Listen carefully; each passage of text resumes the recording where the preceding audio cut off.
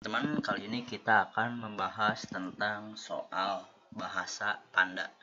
Nah, ini soal ini sedang viral ya, sedang ngetren akhir-akhir ini karena mungkin ini soalnya unik gitu ya, bahasanya aneh. Dan kenapa sih namanya dikata-katain bahasa panda? Karena nanti di soalnya itu ada kata-kata pandanya gitu ya. Jadi mungkin ini bahasa panda nih, namanya kayak gitu. Nah, sebenarnya nih yang lebih umum itu kita sebut sebagai bahasa buatan ya, bahasa buatan. Dan emang ini materinya materi baru gitu ya, karena sebelumnya di UTBK sebelumnya gitu belum pernah keluar soal tipe seperti ini ya, soal tipe bahasa panda ini. Nah, setelah kita cermati gitu ya, dari tim Cerebrum cermati, ternyata ada tiga jenis soal panda, bahasa panda itu ini. Jadi nanti soalnya itu biasanya berbentuk percakapan, kayak ada dua orang bercakap-cakap dengan menggunakan bahasa panda, lalu kita harus menebak sebenarnya apa sih yang lagi diobrolin mereka itu dalam bahasa Indonesia gitu ya. Nah, kemudian nanti ada juga yang bermain dengan struktur bahasa. Jadi gini teman-teman, kalau di bahasa Indonesia tuh kan strukturnya itu menggunakan subjek, predikat, objek, dan keterangan gitu ya. Nah, di bahasa panda ini tuh ya terserah yang buat soalnya gitu ya. Kadang-kadang jadi predikat diduluin gitu, predikat, objek, subjek, POS atau PSO, dan ya tergantung yang bikin soalnya maunya seperti apa gitu ya. Jadi aneh juga gitu. Nah, kemudian nanti ada juga yang bermain dengan penggalan kata. Nah, kalau penggalan kata ini jadi nanti ada satu kata gitu, satu kata dalam bahasa panda. Nanti tuh dia ada artinya gitu dalam bahasa Indonesia apa. Nah, kita juga nanti harus menebak gitu. Apa sih bahasa pandanya? Ini seperti itu. Oke, sorry ada sedikit gangguan.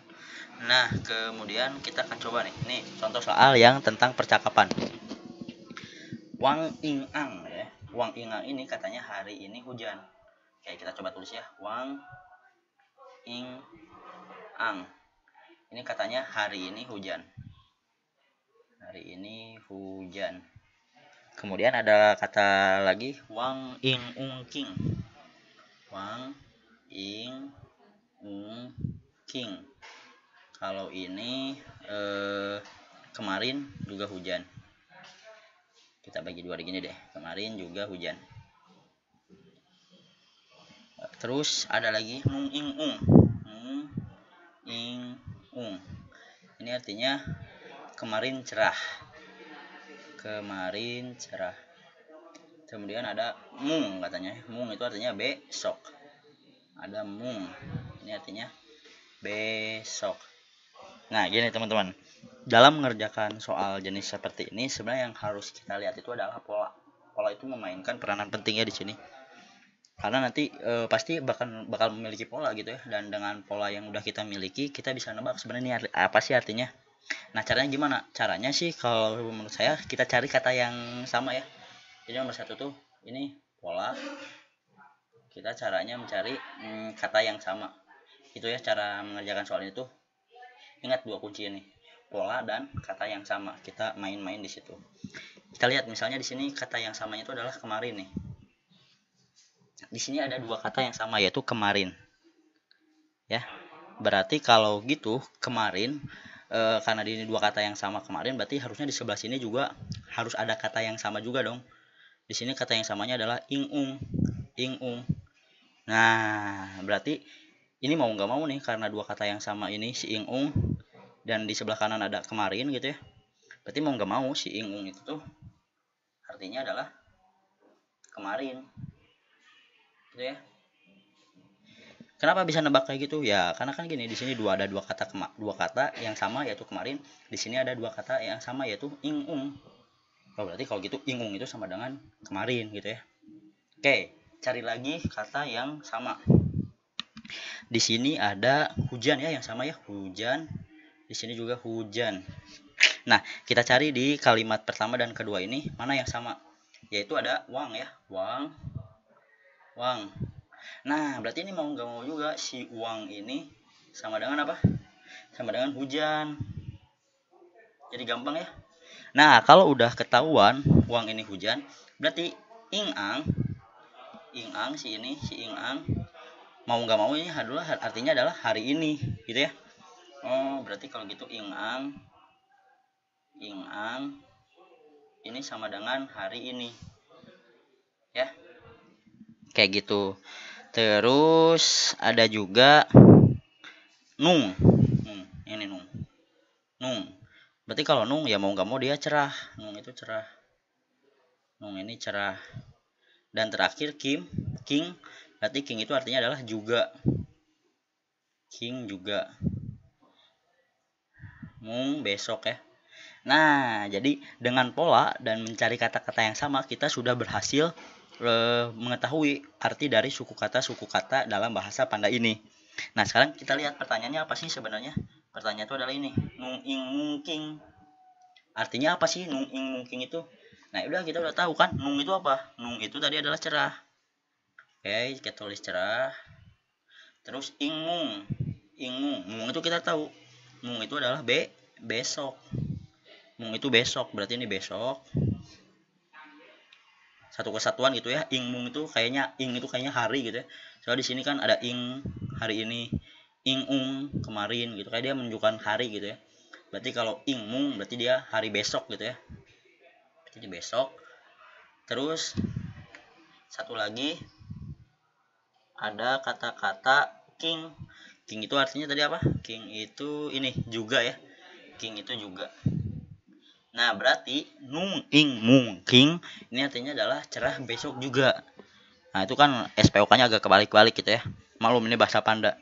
Kita benerin ke bahasa Indonesia ini harusnya berarti besok juga cerah. Jadi jawabannya yang A. Gitu ya. Gampang ya. Jadi intinya dalam mengerjakan soal itu kita lihat polanya, kita cari kata-kata yang samanya. Nah, kalau udah kita cari kata-kata yang samanya berarti nanti kita bisa mengartikan suku kata dari bahasa Panda, artinya satu-satu apa ya, kayak gini, kemarin, uang, hujan gitu ya. Jadi kita jadi punya kosakata dalam bahasa Panda ini. Oke, yang kedua nih soal yang merubah SPOK-nya yang tadi saya bilang ya. Jadi di soal Panda ini tuh SPOK-nya nggak kayak bahasa Indonesia. Kalau bahasa Indonesia kan subjek, predikat, objek, keterangan.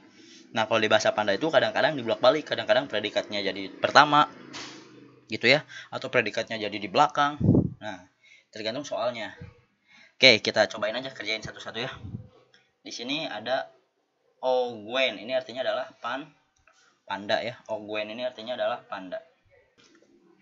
Kemudian ada Barik ini artinya anak muda. Nah, di sini ada Ogwen, tapi ada j-nya gitu ya. Jadinya banyak panda. Jadi kayak bahasa Inggris gitu ya, kayak kata-kata jamak kan. Kalau bahasa Inggris kata jamaknya tuh pakai huruf S gitu ya. Kalau di sini pakai huruf Z. Nah, terus di sini nih ada kata pentingnya Ogwen, Barik, Ki, kata satu kalimat gitu ya. Kita tulis coba ya. Gwen, and bar ada tanda tanya ya, aneh bener ya kata-katanya, bar tanda tanya, iki ngik. Nah, ini kenapa disebut bahasa Panda, karena di sini ada kata-kata pandanya gitu ya. Jadi mungkin anak-anak nganggap ini bahasa Panda gitu ya. Jadi sebenarnya lebih umumnya ini disebutnya bahasa buatan gitu ya, materi ini tuh. Nah, kita lihat dulu bahasa Indonesianya, anak muda menyukai panda. Oke, anak muda menyukai panda. Di sini kita tahu bahwa anak muda ini sebagai subjek ya, menyukai itu predikat, dan panda itu objeknya. Nah, sedangkan di bahasa Pandanya yang ini, nih, sedangkan di bahasa Pandanya kita lihat Ogwen. Ogwen itu apa? Ogwen itu panda kan tadi ya. Ogwen panda. Panda di sini objek. Barik ini tadi anak muda, berarti ini sebagai subjeknya ya. Ini anak muda kan di sini subjeknya tadi. Dan ngik ini adalah menyukai, berarti ya artinya ya, mau nggak mau ngik ini menyukai, berarti ini adalah predikat. Nah, kayak gitu. Nah, sekarang yang ditanyain itu adalah panda menyukai anak muda. Oke, berarti kalau panda menyukai anak muda, pandanya ini sebagai subjek, menyukai predikat, dan anak mudanya ini objek gitu ya. Nah, dalam bahasa Panda kita harus nulisnya jadi O S P. Oke. O S P. Objeknya di sini tadi jadi anak muda. Anak muda artinya bar ik ya. Bar tanda tanya ik gitu ya. Sebentar kita rapihkan. Bar tanda tanya ik gitu ya. Nah, kemudian subjeknya di sini, subjeknya ini adalah panda. Panda ini artinya bahasa Pandanya adalah O Gwen. O tanda tanya Gwen. Dan predikatnya adalah menyukai ya, sama kalau menyukai tadi kan artinya ngik ya. Berarti ini ngik juga di sini. Gitu. Ada nggak isinya? Nggak ada ternyata ya. Atau ada? Nggak ada. Kenapa nggak ada? Karena jangan lupa ternyata di bahasa Panda ini di tengah-tengahnya subjeknya ini harus kita kasih imbuhan. Depannya kasih n, belakangnya kasih i. Ya udah sama, kita lakukan hal yang sama. Depannya kasih n, belakangnya kasih i. Nah, jadi barik no gue nih ngik. Ada nggak barik no gue nih ngik? Nah, ada ya, D. Gitu. D. Nah, oke, untuk cara mengerjakan soal SPOK ini, pertama kita lihat yang bahasa Indonesianya nih. Tipsnya ya yang pertama. Lihat yang bahasa Indonesia. Kemudian kita teliti, analisis maksudnya. Kita analisis SPOK-nya apa aja. SPOK-nya apa aja. Nah, terus habis itu kita coba buat SPOK dalam bahasa Panda. Nah, barulah kita akan dapat bahasa Pandanya. Gitu ya. Ini kan sama kan? Tadi nih, saya pertama menulis SPOK dalam bahasa Indonesianya apa? Anak muda menyukai panda. Oh, dia SPO. Terus baru setelah itu saya coba untuk merangkainya dalam bahasa Pandanya. Oh, ternyata kalau dalam bahasa Panda OSP. Nah, terus saya lihat lagi soalnya, panda menyukai anak muda, SPO. Berarti saya harus jadi OSP-in, baru saya terjemahin ke dalam bahasa Panda. Gitu ya, jadi kayak gitu ya. Jadi di soal SPO ini kita lihat aja susunan SPOK-nya seperti apa ya. Oke, kayak gitu. Terus lanjut ke tipe berikutnya, yaitu tentang penggalan kata. Nah, jadi kalau penggalan kata ini, ini lebih ramai sih. Nih, jadi gini, di sini ada kata-kata apa? Malon pimol. Ini artinya adalah cahaya biru katanya. Cahaya biru. Kemudian ada lagi malon tifel.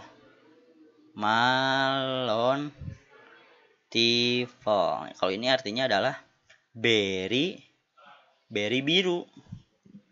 Terus ada juga arpantivel. Kalau ini artinya adalah beri busuk. Nah, yang ditanyain nanti adalah rumah cahaya. Nah, ini sama sebenarnya seperti nomor 1 ya, yang soal percakapan.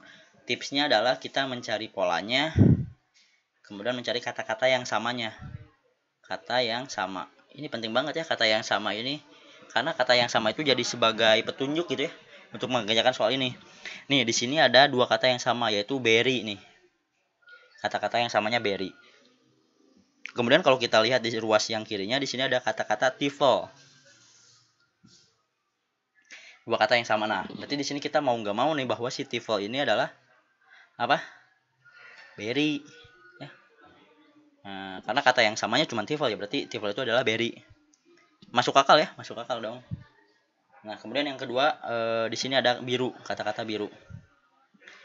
Nah, kata-kata biru ini sama ya, di ruas kanan ada 2 kata biru, berarti di sini ada 2 kata malon nih. Nah, berarti mau nggak mau si malon ini adalah biru. Nah, jadi dari situ kita tahu bahwa si pimol ini artinya adalah cahaya ya. Dan arfan ini artinya adalah busuk, gitu ya. Nah, berarti kalau di sini ditanyain rumah cahaya, kita cari yang ada kata-kata female-nya. Ini nggak ada female, salah ya. Salah, ini ada female, benar. Ini nggak ada female, ini nggak ada female. Jadi isinya antara B dan C. Nah, gimana cara lihatnya? Kita lihat yang B. Yang B ini adalah female arfan. Ini salah, kenapa? Karena dia menggunakan kata-kata arfan. Arfan itu artinya busuk, ya. Sedangkan yang ditanyain apa? Rumah cahaya. Nah, berarti mau nggak mau yang benar adalah yang D. Karena nggak mungkin female arfan. Kalau female arfan berarti cahaya busuk. Berarti kalau pengen rumah cahaya itu ya female doken. Kayak gitu ya. Nah, ini jadi soal-soal jenis panda tuh sebenarnya kayak gitu aja. Jadi intinya sama ya seperti soal TPS pada umumnya, kita mencari pola untuk menggali informasi pada ada soal ya, menginformasi di soal, sehingga kita bisa menyimpulkan nih apa sih yang dimaksud dengan soal gitu ya. Nah, ini untuk jenis soal, kita sebut aja ya soal jenis bahasa panda gitu ya, biar ikutan itu. Nah, sebenarnya di soal UTBK 2020 ini sangat unik ya. Selain ada soal bahasa panda, ada juga ini soal kriptografi. Nah, sebenarnya soal kriptografi ini ada ilmunya ya, ada ilmu kriptografi. Ini di matematika ini ada cabang tersendiri yaitu tentang ilmu kriptografi. Nah, nanti kita akan bahas sih apa sih soal kriptografi itu seperti apa. Oke, jadi untuk sampai sini ya materi untuk bahasa tanda.